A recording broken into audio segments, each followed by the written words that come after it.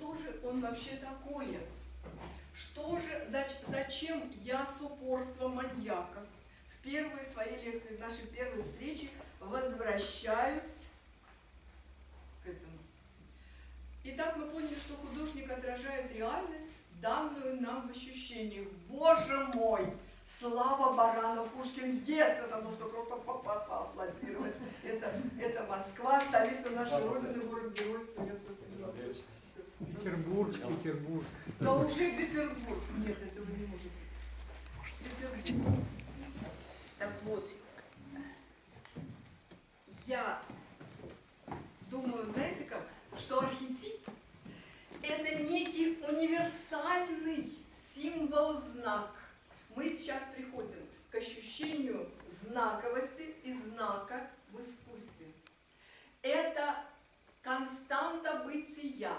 Вот я давеча сказала вот об этих 20 сюжетах, мировых сюжетах, ну таких вечных сюжетах, которые интерпретируются всеми или большинством художников, всеми художниками или подавляющим большинством людей искусства. Они интерпретируются, ибо знакомы всем, ибо они существовали, как мы думаем, вообще всегда. Вот знаете, Борхес, ну кто такой Борхес, объяснять не надо? Или надо все-таки? Замечательный писатель. Вообще один из лучших писателей мира, которые когда-либо писали рассказы. Это мастер малой прозаической формы, и даже не столько формы, сколько именно работы с символом-знаком. И вы знаете, вот Борхес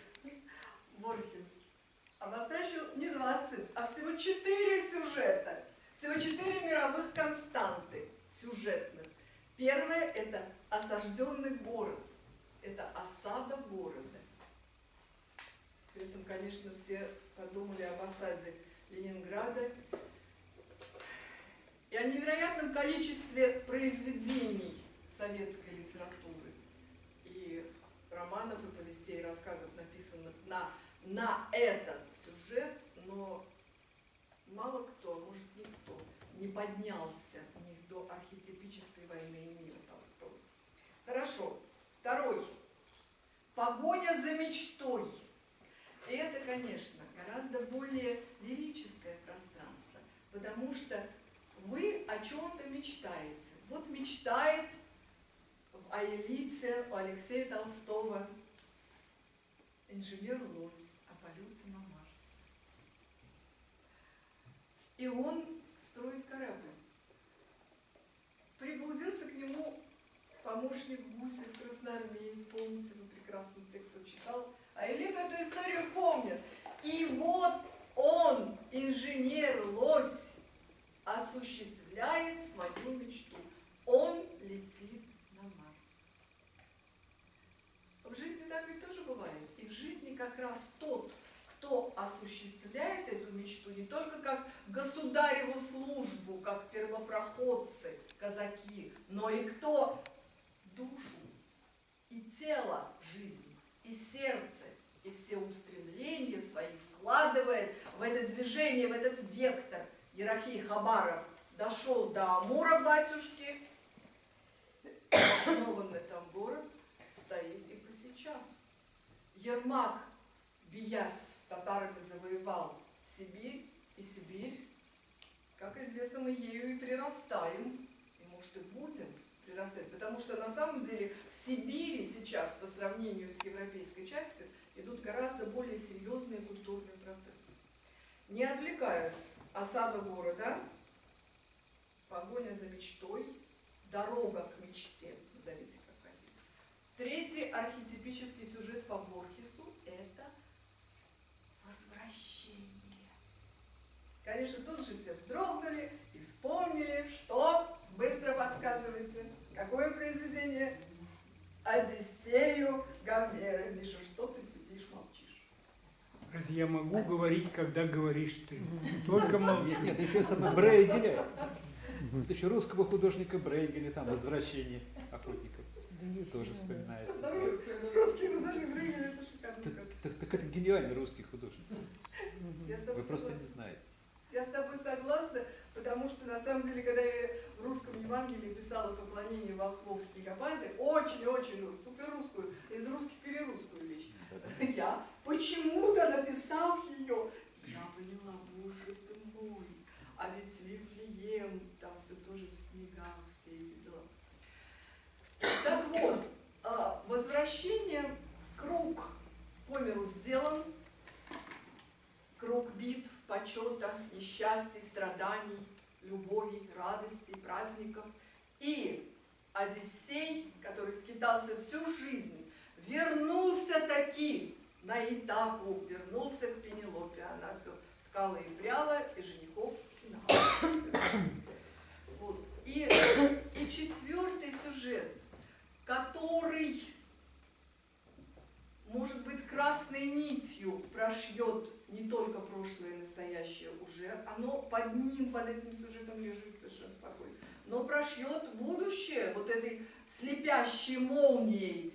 Этот сюжет называется «Смерть Бога». Я добавлю к Борхесу. И воскресение, воскрешение.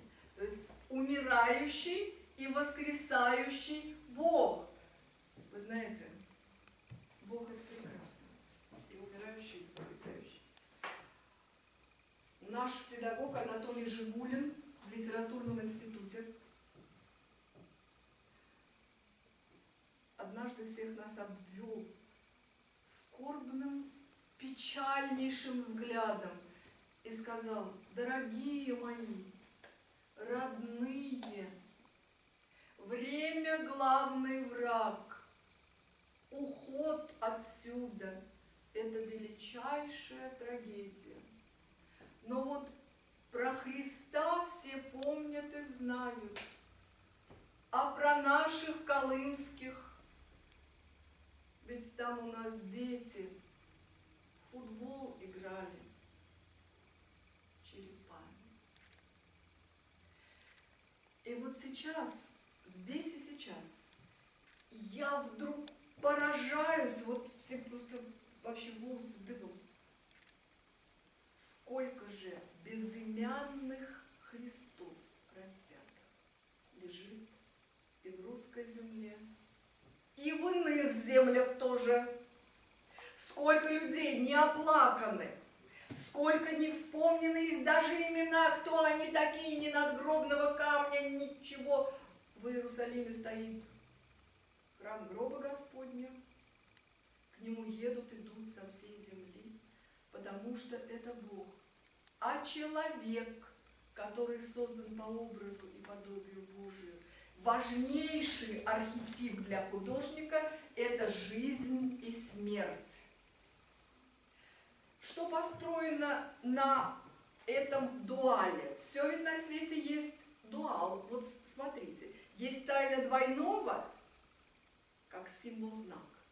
Есть тайна тройного, когда при возникновении третьего как бы раздвигается пространство-время, и пара мужчина и женщина рождают ребенка, и сразу система увеличивается, укрупняется и очень расширяется. Начинается новое бытие системы, новая жизнь. Так вот,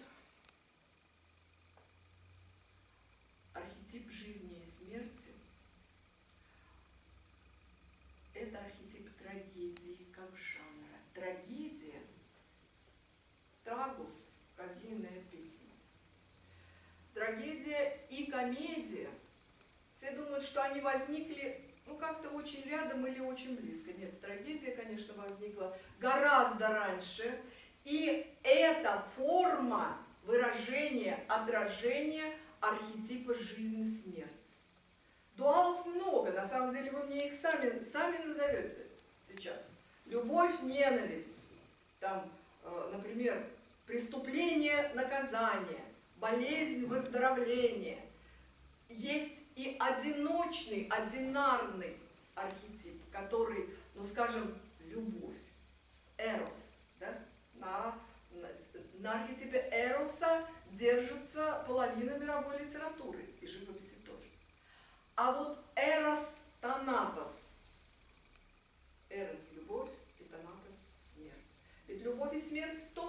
очень рядом стоят. Смотрите на Шекспира, на его трагедии. Про античных писателей скажем тоже. Но сначала я вдруг представила себе Шекспира и конкретно Гамлета. В Гамлете, в самом Гамлете, 12 смертей. Вы подумайте, 12 смертей.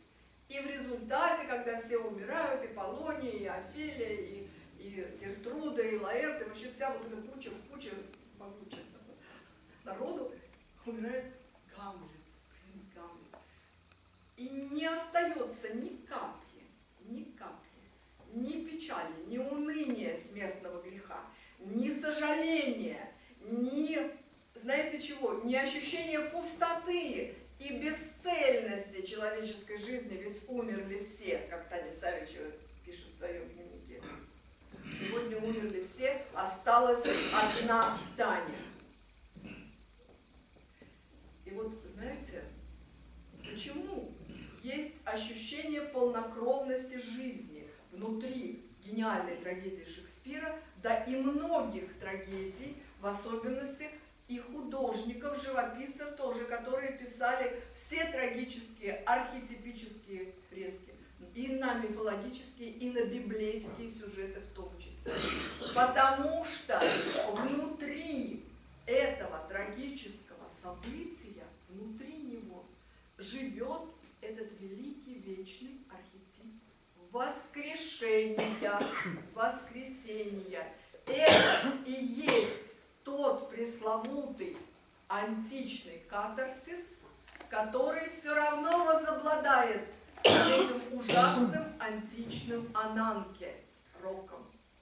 Потому что вся прелесть, если можно в кавычках поставить это слово, весь смысл трагедии, и античной у Эсхила, Софокла и Еврипида, и у средневековой, и возрожденческой, и потом, когда трагедию уже стали изображать и писатели в романах, роман относительно молодой по Михаилу Бахтину жанр, потому что роману всего 300 лет, как таковому, хотя мы знаем и античные романы, и Дафниса и Хлою, это считается тоже роман. Ну какой роман Дафниса и Хлоя?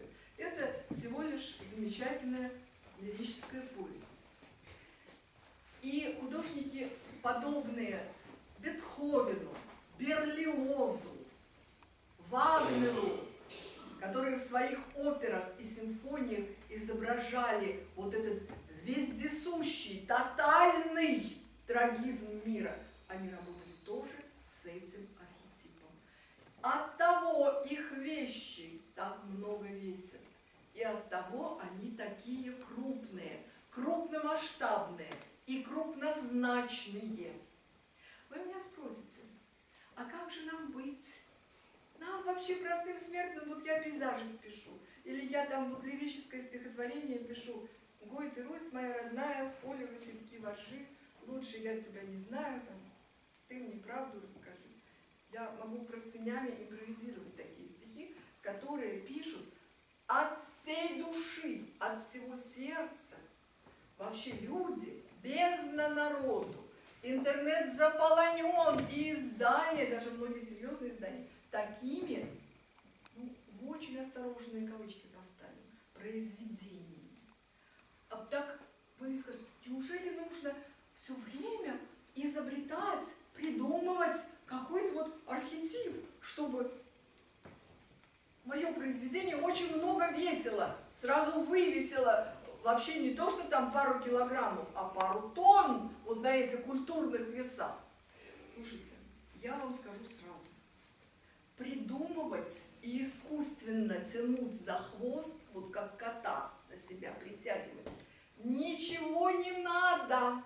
Это должно прийти к вам само, потому что есть очень драгоценные, не менее драгоценные, чем громадная эпопея «Война и мир», произведения литературного искусства, где в миниатюре, в маленьком рассказе, в маленьком даже этюде или наброске Левитана или Поленова того же, заканчивается все чудо и вся печаль жизни. Просто есть, знаете что, здесь должно быть разделение труда, как я называю. Потому что есть основанная на архетипе крупная композиция. О композициях мы поговорим с вами и в следующие разы, мы будем целый год с вами встречаться. А есть еще детали и подробности. Вот об этих деталях и об этих подробностях можно сказать отдельно. И потом вы меня тоже спросите, хорошо, вот я придумал, или ко мне он сам пришел, архетип. Вот я хочу изобразить, например, огонь, все привязать к огню. Все горит, горит. Пусть это пожар, пусть это огромный взрыв, город горит, да. Или любое бытие, любой вид чего-то горящего. Горит, вспыхивает и горит сверхновая звезда, да все что угодно. Огонь